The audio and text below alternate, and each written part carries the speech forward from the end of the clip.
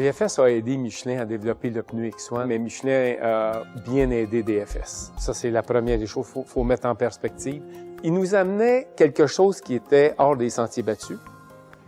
On voyait tout le potentiel, nous. Où est-ce qu'on va être le plus important pour Michelin, le joueur le plus important, c'est de cumuler des données le plus rapidement possible. Parce que ça donnait la chance aux ingénieurs de tout de suite amener les modifications, puis de nous amener d'autres pneus pour qu'on teste. Donc, on parle de rapidité d'exécution. Deuxième des choses, on faisait face à plusieurs climats.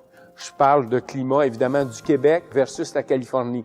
On passe par différents États, on passe par différentes températures. Ça nous donnait là une grosse avance sur d'autres parcs qui pouvaient tester pour Michelin. Eux, Michelin, quand ils nous ont amené ce pneu-là, ce qu'ils voulaient, ils voulaient voir est-ce que le pneu est sécuritaire sur la route, va bien et amène une valeur ajoutée à l'organisation.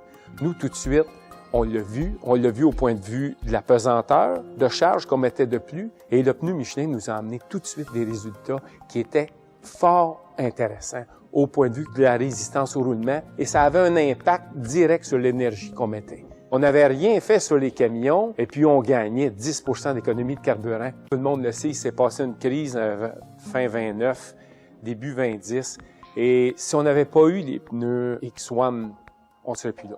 Le pneu X1 nous a amené une économie d'énergie, et cette économie d'énergie-là se traduisait par dollars. Si on n'avait pas eu ces dollars-là, on n'existerait plus.